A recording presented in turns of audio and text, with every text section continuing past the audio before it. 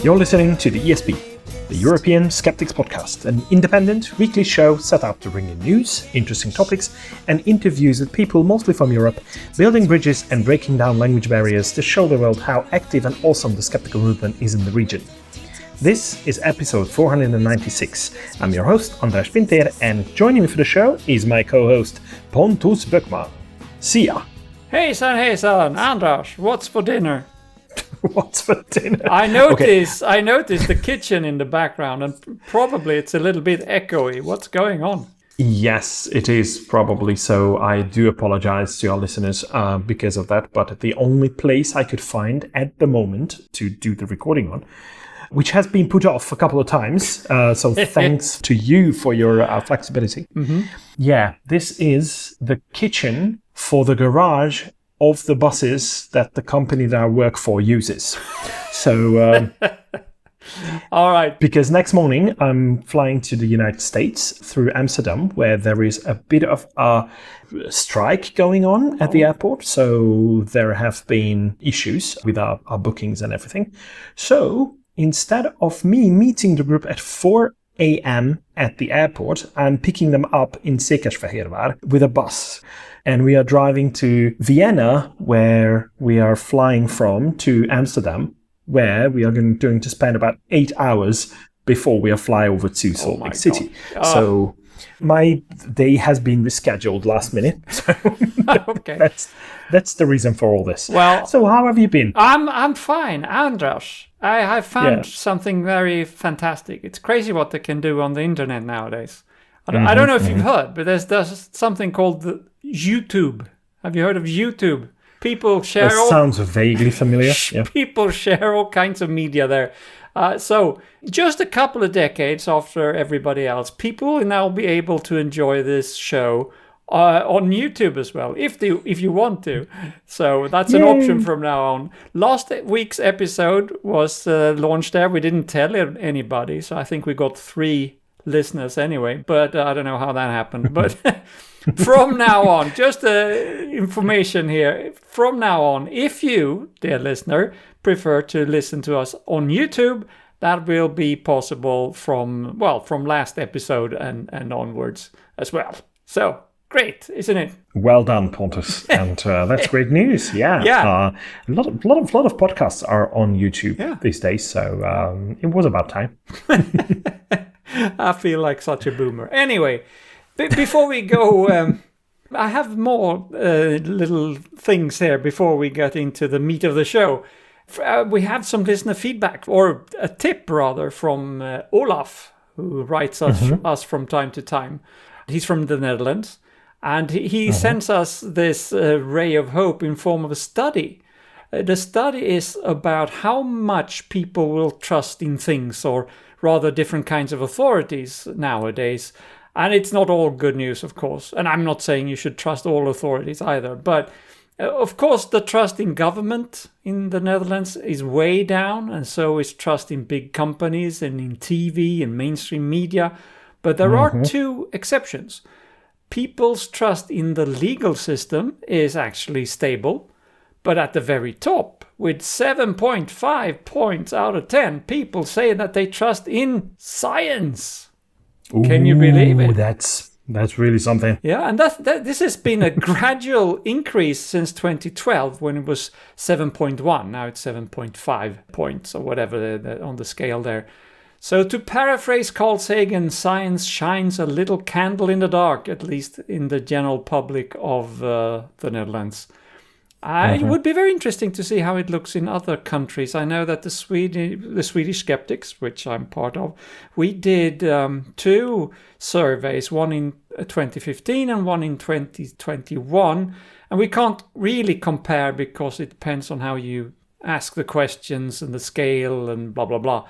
But we found the opposite. In 2021, 77% of the public in Sweden said that the scientific method, quote unquote, was the best way to learn about the world. So 77% sounds high, but it was down from 83% in 2015.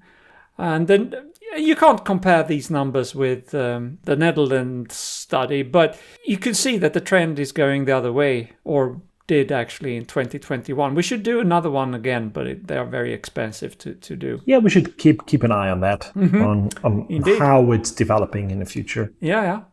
People should trust the scientific methods or method, but they don't always. Yeah, let's call it an approach rather. It's more like that because there's no one scientific method. It's a collection of things. Yeah. And it's more like an approach, a way of thinking. Yeah. Set of tools in a way as well. Yeah. Yeah, it is. Yeah. I don't know when your plane leaves, but I have one more thing before we get going. I just wanted to comment on this week's election results in Norway. Oh, yeah. Go ahead. Yeah. They really did dodge a bullet there. The bad overall news is that Fremskrittspartiet, or the Progressive Party, more than doubled their mandates in Parliament, receiving 22 to 23% of the votes. It's still counting as we're recording this. Mm-hmm. The good news is that the Labour-led left-centre coalition got 87 seats, which is just above 85 seats that is needed to get a majority in Parliament. And of course, the usual caveat, we are not a party political podcast, but we are not apolitical either. We favour policies that are based on facts, science and critical thinking, regardless who promotes them. And we are against, by definition then, we are against populistic ideas because they are based on what people want to hear.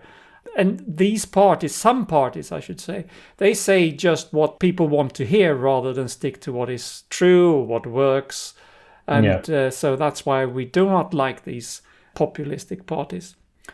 There have been, on occasion, cases of organizations, people, like putting up websites where they fact-checked the different political actors and the different parties, the election program, the plans they revealed for the future. And I see that as a very useful tool. However, I think the reason why most of these organizations stopped doing that is because nobody cared.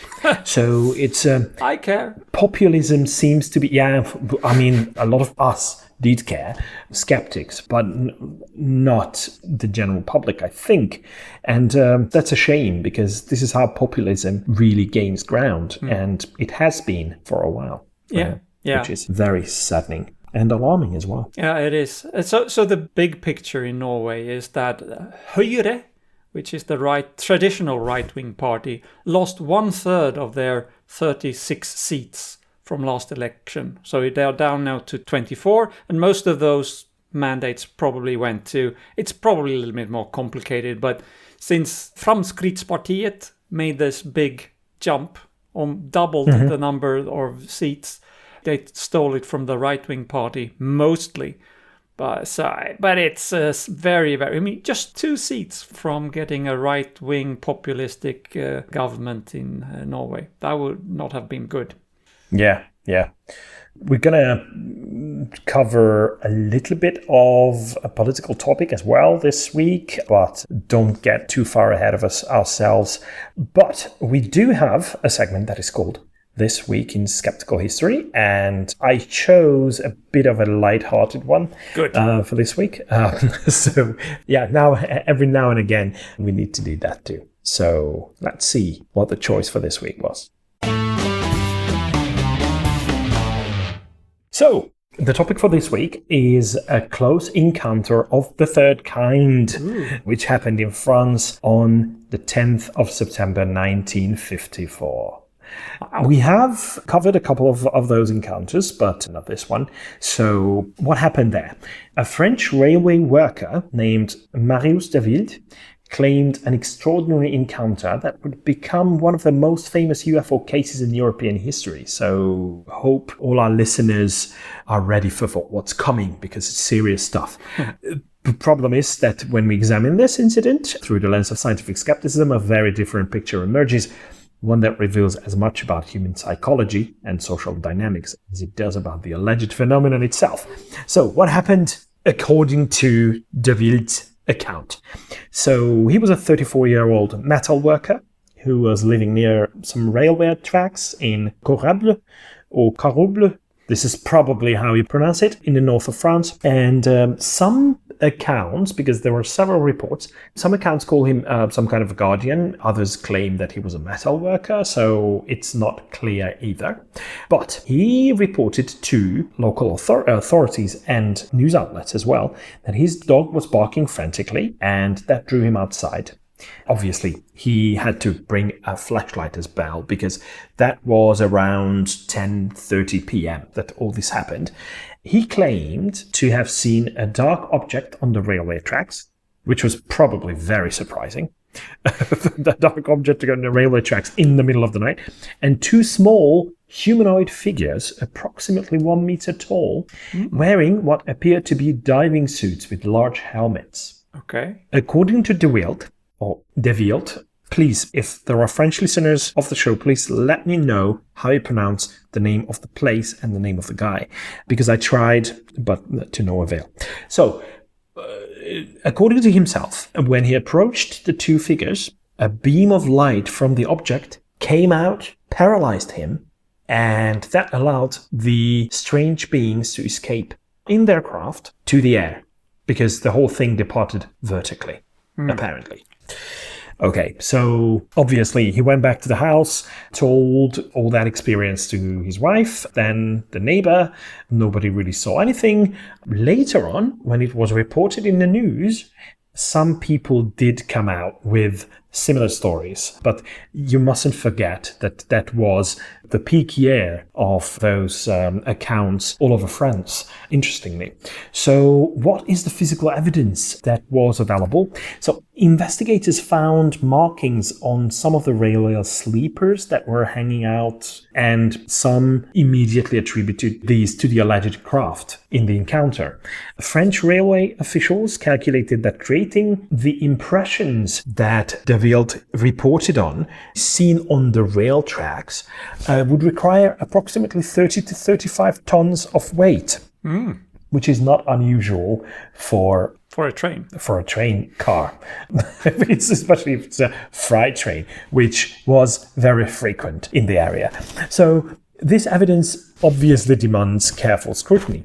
Railway tracks experience constant stress from passing trains anyway. Maintenance equipment can do that too, and environmental factors like heat or the lack of it. The markings could easily have resulted from routine railway operations, particularly given that this was an active rail line at the time. So, the De Wild case occurred during what became known, as I mentioned earlier, as the 1954 French UFO wave, which was a period of intense sighting reports across France that peaked in October 1954. So this wave didn't happen in a vacuum. France was experiencing significant social upheaval. The devastating defeat at Dien Bien Phu in May 1954 marked the end of French colonial power in Indochina, while the Algerian independence movement was beginning to gain momentum. So that was a bit of an unrest that was in civil society as well. As sociologist research suggests, UFO waves often correlate with periods of collective stress and national uncertainty. So that's a very interesting thing that it was happening then. The case gained prominence through coverage in the local magazine Radar, which helped establish a template for similar reports. This media attention created what researchers call a contagion effect. Once one dramatic UFO story gains publicity, similar reports tend to multiply rapidly. And we've seen that in skeptical history all over the place. And indeed, the De Wild case was followed by numerous other French sightings with remarkably similar details. Small humanoid figures, paralysis rays, and craft leaving physical traces. But the physical traces in all of these cases were basically attributable to normal phenomena. So nothing out of the extraordinary. But all the people reporting on these encounters insisted that that was something special, something unusual going on.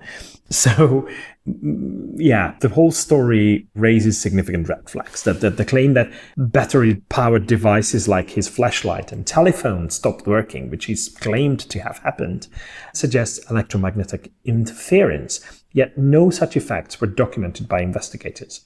So even though the news report did mention that, investigators didn't mention it. So He failed to say it to investigators, but came up with it for the news outlet. That's like an interesting way of dealing with this. And there is no actual evidence that any kind of a physical mechanism that could paralyze him happened that would definitely have had to cause permanent damage or something visible on his body as well. No structural damage to the rail bed itself was documented either. But French authorities did deal with the case, including the air police, investigated the case, but found no conclusive evidence supporting an extraterrestrial explanation. Surprise, surprise. The investigation was hampered by a 2-day delay before officials arrived, during which rain had fallen, potentially obscuring or altering any genuine physical traces. But there is a very obvious absence of any corroborating witnesses as well. Despite the dramatic nature of the alleged events, this is particularly noteworthy when we are dealing with the assessment of what we know about it. And some other interesting situations gained ground as well. The most favorite of mine is what I came across on a website which deals with wines and vineyards. There's Provence-Alpes-Côte d'Azur region municipality called Châteauneuf-du-Pape. Yes, they do make good wine there, yes. Yes, and I haven't been there, so this is why I cannot give you a first-hand account of that. But it is obviously the most celebrated wine-producing villages in all of France. The funny thing is that apparently, after the Vildi incident, the mayor of the place, so Châteauneuf-du-Pape, decided to ban any flying objects or cylindrical cigar-like appearance in the skies over the vineyards because they wanted to maintain the quality of the wine produced there, and they were afraid that... So there is a reason for doing that, because obviously these accounts could lead to an influx of people just wanting to see the place. I remember when I was a small child, and I was fascinated by one of the crop circles next to my hometown. There was a massive migration event going to the place, but that meant the destruction of some of the fields. So it was basically a wheat field that we completely destroyed by just walking to the crop circle. So I think it was out of consideration for that the mayor of Châteauneuf-du-Pape effectively banned those flying saucers and any kind of object like that. So it all stemmed from the Marius de Wilde case, which remains a fascinating example of how extraordinary claims require extraordinary evidence and how human psychology, social pressures, and media influence can transform ambiguous experiences into something that seems very compelling, and it's really not. No.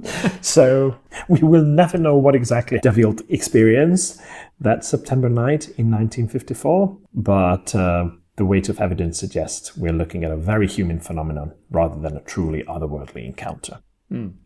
Well, that has been This Week in Skeptical History, so let's find out what's been going on lately in Europe. The world is full of biohackers who jump on every trend or invent new ones on their own, trying to improve themselves physically or mentally, or try anything for health reasons. That's often the motivation for these biohackers. We have talked about Ozempic and similar drugs many times before, and how the internet is full of ways to order these drugs with, well, minimal, if any, guarantees of what you don't know what you get when you just order it off the internet. But not only do you not always get what you think that you ordered, they are also very expensive. And because of that, perhaps it's not so surprising that one new trend out there is microdosing on these substances. So-called telehealth companies do not shy away from selling this idea to the public and to other alt-med practitioners and opportunists that see this as an easy way to make a buck. The lower the doses or microdoses doesn't only make it more affordable and potentially more profitable for the sellers, But it doesn't hurt that the lower dose makes the side effects milder as well, something that encourages people who have tried it and prefer that to the full dose. But the problem, of course, is rather obvious. These drugs have not been tested for efficacy or safety at these low dosages. So we don't know how well they work and whatever other things that might happen. One of these telehealth researchers, quote unquote, is called Tina Moore. And she waves that away, saying that she was her first own guinea pig, which actually implies that there were more than one guinea pig later on. So she tested this microdosing on herself. And she said that she tried a dose that was so low that, quote, I could barely see it in the syringe, end quote. Okay, so you diluted a lot then, I guess.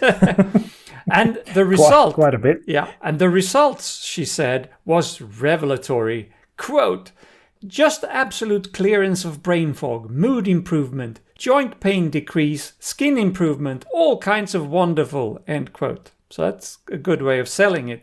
What problems do we see with this statement, Anders? Well, where do I start? Yes. Yeah, but first of all, it's only anecdotal, right? So she tried it on herself and everything wonderful happened. That's one of the obvious problems, yes, yeah.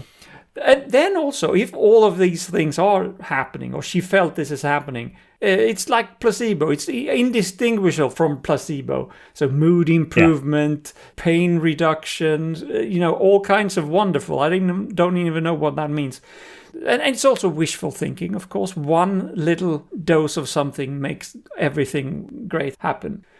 So, and based on this so-called research, Tina Moore is now selling a course for clinicians on these GLP-1 drugs. It's called that because that's the hormone that it's affecting. And these courses, they cost $2,300 a piece. And she broadcasts her strategy for free to more than 86,000 YouTube subscribers. And it's not just for weight loss, as I said. It's microdosing on these drugs are being described more and more as a miracle cure for anything, mostly as an anti-aging drug and a longevity potion. You're supposed to live longer if you have these microdoses. So it has become snake oil. People should be aware and take care and don't buy this, neither in the physical sense that you pay money for it, but not in the sense that you buy into the idea of this as well. There are no miracle drugs, unfortunately.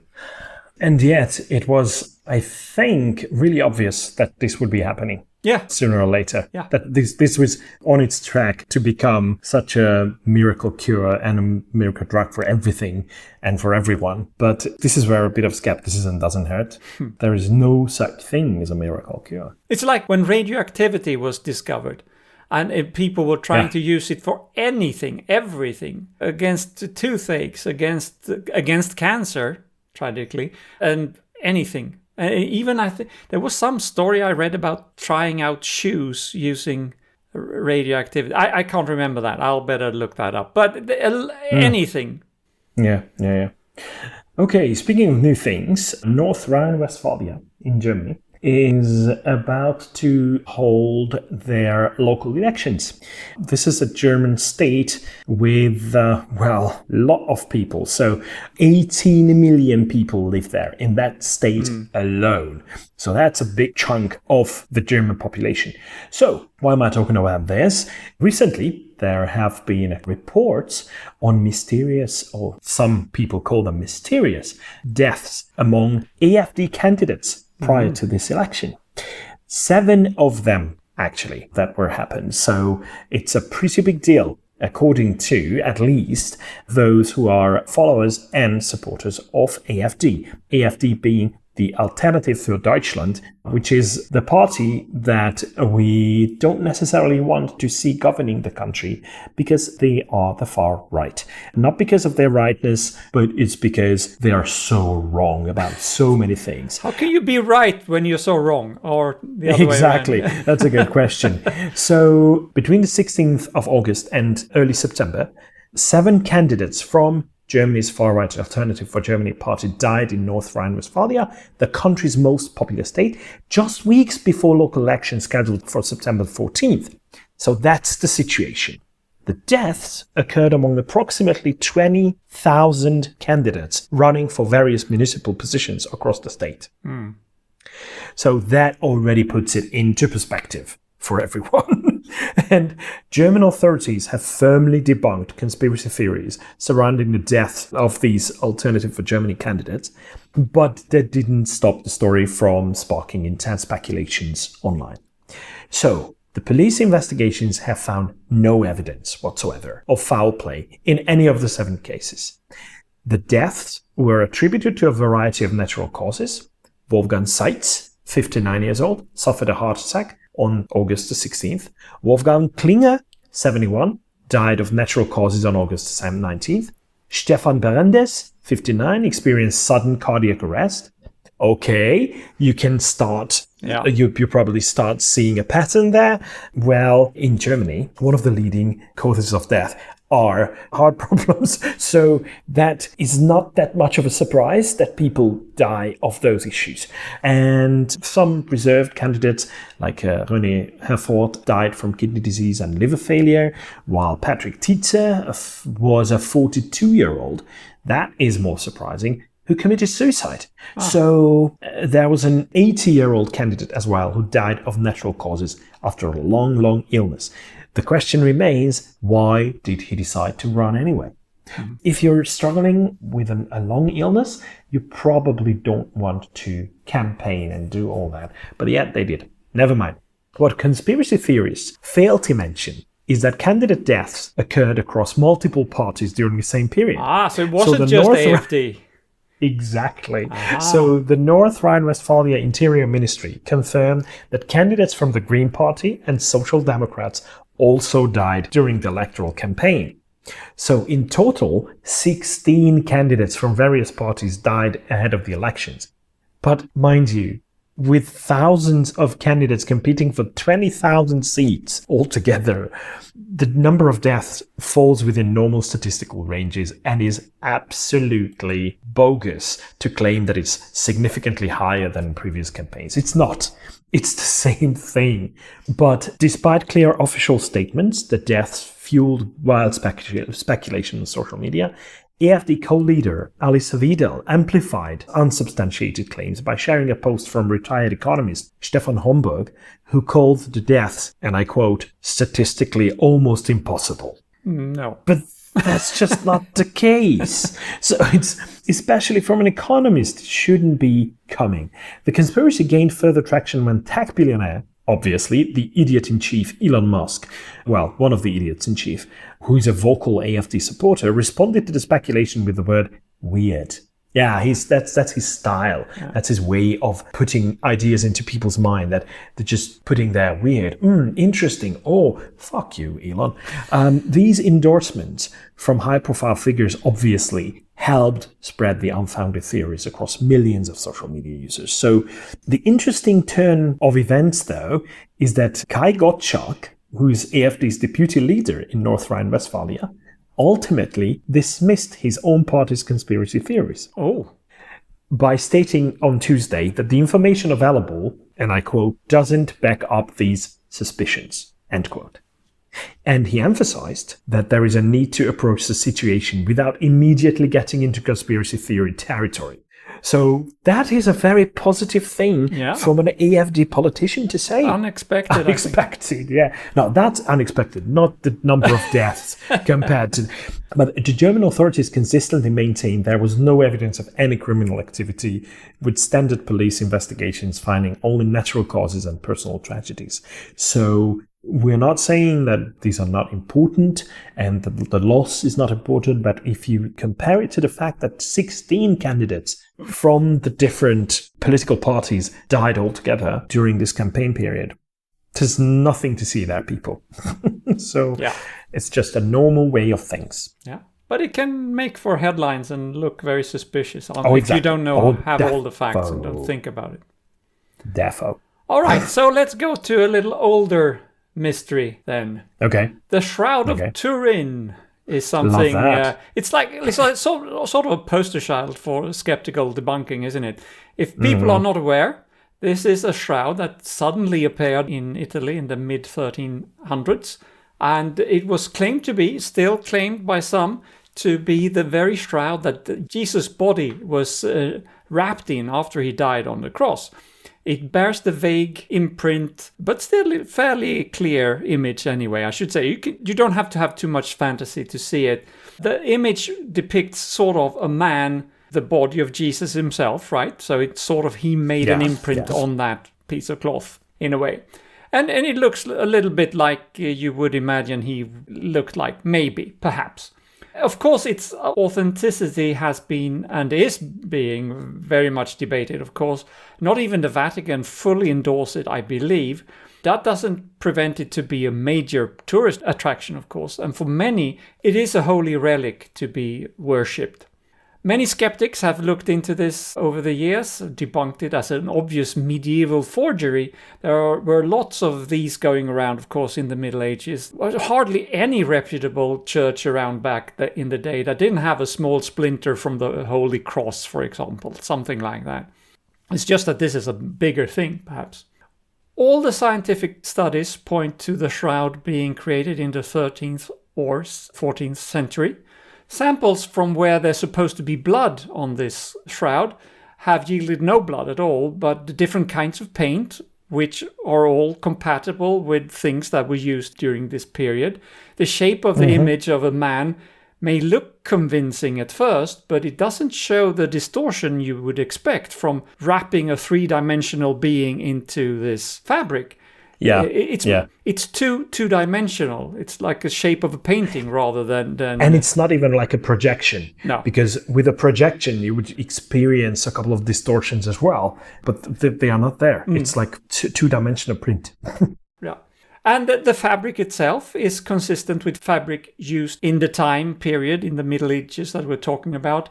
And several carbon datings have also been made, and they all point to something in the 13th or 14th century. But now there is another nail in the coffin, to mix the metaphor a bit. There is a respected and influential French philosopher called Nicole Oresme, who wrote a huge chunk of works in the mid-14th century, and he died in 1382. But even though he's been widely studied, and everything he wrote has been widely studied, not until now has a scholar realized that he actually referenced this shroud and pointed it out as a fake already in 1370. So not long after it appeared, which was it seems to have appeared around 1355 in the documented records. And even then, early on, the Bishop of Troyes, called Henri de Poitiers, announced that the cloth was fraudulent. He actually added that he had met the artist who created the image. He pointed that out back in the day. And then in the newly found message of Oresme, and he's writing apropos fake artifacts, he says that, quote, "Many clergymen thus deceive others in order to elicit offerings for their churches," end quote. And then comes the passage that refers to this shroud, pointing to that as an example. Quote, "There is a manifest experience of that in a church in Champagne, where it was said that there was the shroud of the Lord Jesus Christ," end quote. So that is probably the shroud in question, because we know that it originated or first surfaced in the town of Lire, I think, in Champagne. And then it was moved around a couple of times before it ended up in Turin in the 17th century, I believe. So there we go. Not so surprising, but it is interesting how early several people, even within the church, denounced the Shroud of Turin and called it a fake. But it's actually more people who believe in it now, I think, than in the past. So but it is a fantastic thing anyway, because it's old. It's like, what is it, 650 years old? Even if it was fake back in the day, it's an old fake. It's such an old fake that is interesting in itself. And it also proves that people have always tried to cheat a bit. But at least there are sources that we can trace everything back to in a way. And that is very important. And this is why it's important for publications to be genuine, to be based on previous publications that have done genuine work. In science, that's a fundamental thing to have. And this is why it's very alarming when, fake papers come up in certain journals, especially when those are journals of high esteem, because they can slip through the system sometimes, and the consequences are terrible. Some investigators have uncovered one of the continent's largest so-called paper mills, which is an industrial scale network producing thousands of fake scientific articles, and this one seems to be originating from Ukraine. And at the epicenter of this scandal is Tanu.pro, a network that was exposed by research sleuth Anna Abalkina and Svetlana Kleiner. By tracing suspicious email domains and bogus academic affiliations, they linked over 1,500 published articles, spanning 380 scholarly journals and involving nearly 4,500 researchers to this operation. Wow. So this means that it's a massive operation. Sure. The company at the heart, which is called Scientific Publications, presents itself as a legitimate academic consultant offering editing and guaranteed publication services, and that sounds bogus to start with. But beneath the surface, their business model involves selling authorship, fabricating data, and manipulating peer review, turning what should be rigorous scientific discovery into a marketplace for manufactured research. Springer Nature, one of the world's major publishing groups, received thousands of submissions connected to Tanu.pro. Though most were rejected, dozens were published, and almost half were later retracted. So that shows you that the self-correcting mechanisms of scientific publishing are still there, they are still in operation, but it's still too much that manages to slip through the safety net. But the threat is not limited to Eastern Europe, nor to manual effort. The digital era has turbocharged this crisis. According to fresh analysis in The Conversation, advancements in artificial intelligence have made producing credible-looking research nearly effortless and cheap. Within a year, databases observed a more than 40-fold surge in the so-called single-factor and AI-generated studies, many commissioned by corporate interests to push products or undermine competitors. So fabricated research damages public trust, misguides health and policy decisions, and diverts scientific resources. So what's the way forward? Experts call for sweeping reforms, tightening peer review with technological checks, greater transparency around authorship and editorial decisions, shifting academic incentives toward quality, not quantity, and global collaboration in detection and retraction. As AI's influence grows, only rigorous standards and vigilant oversight can ensure genuine scientific progress. So that has to shine through the flood of fraudulent papers, because science is based on it. So the fight seems to be just beginning.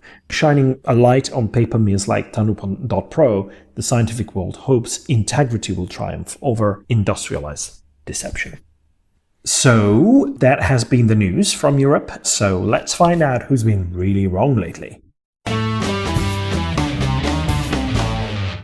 Yes, we haven't mentioned Robert F. Kennedy Jr. much on this podcast because it's primarily a problem for the US. And we mostly want to focus on Europe. But the power that he has come to get and that he misuses so much is so great that it's unavoidable that we feel the consequences here as well. And we hear most about JFK Jr. in connection with vaccines and his anti-vax position, but he dabbles in many misinformation tracks. He is determined, and he has even promised, to find the, quote, cause for autism, end quote, this month in September 2025. And right there we can see how he doesn't understand science at all. You can't schedule or order a scientific discovery to be made on a certain time scale. You can try to get it, but you can't promise that.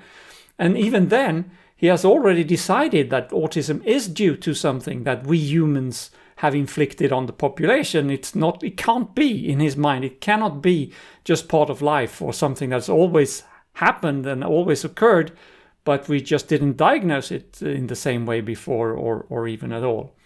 So, all right, he wants to announce the reason for autism. That's his starting point. Science be damned.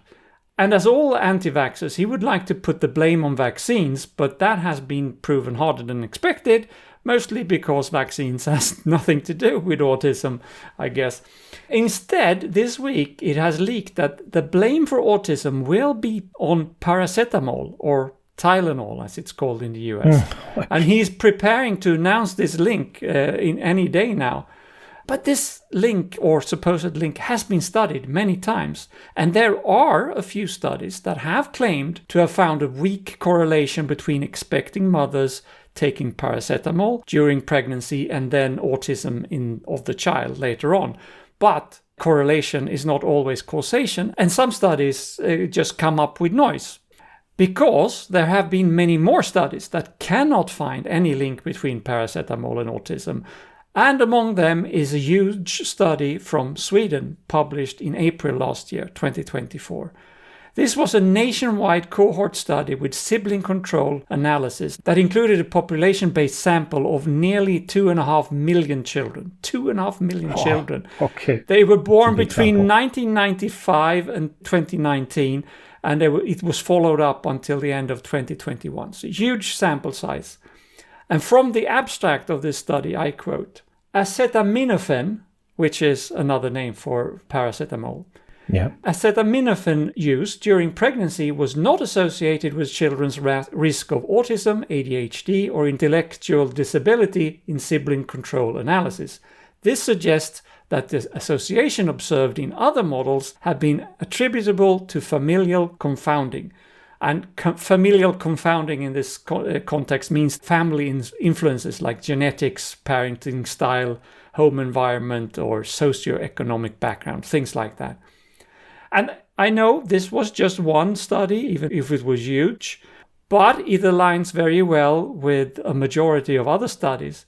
And JFK Jr., if he was a sensible guy, would realize this. But since he's neither sensible or science-minded, but driven instead of preconceived notions and his own twisted biases, RFK Jr. receives this week's award for being really wrong. Even though he's an American, he's still really wrong, and it has a global effect. It does. His wrongness and his ideas. So, because there are lots of people who follow suit. That sounds like a title he should get. His wrongness. His royal wrongness. His royal wrongness. Yeah, absolutely.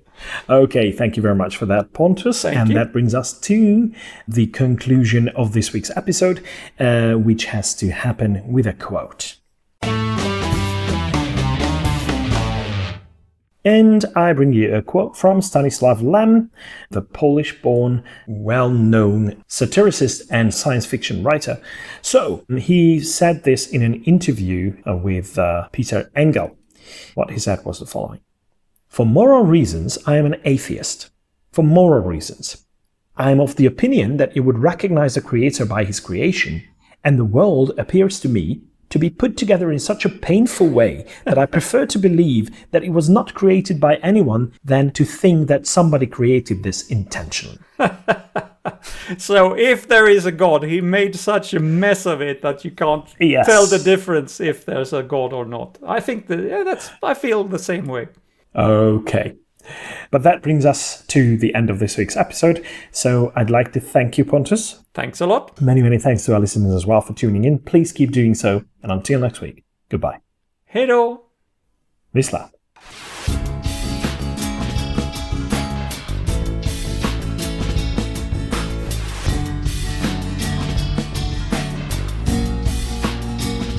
This has been your ESP experience. The show is produced and recorded by TheESP.eu. Join us again next time, but until then, please send your feedback and comments to info@TheESP.eu.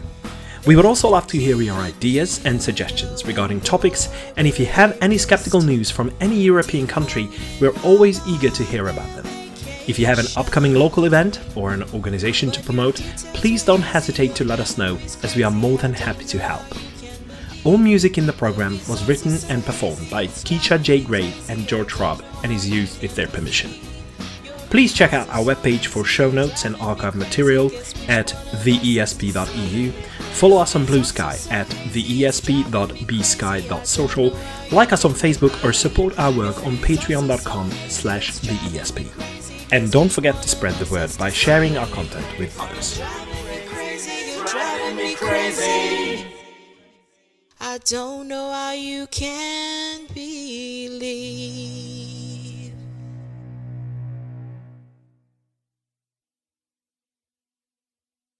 This wave didn't happen in a vacuum. Vacuum. In a vacuum. Sorry, vacuum. This wave didn't happen in a vacuum. Hackers who jump on every trend to invent. Sorry, I'll start it again. There is a manifest example. It says experience here. Shouldn't be an example. Okay, I copy-pasted it, so. The digital era has turbo. I'm writing it down and I can't read it up.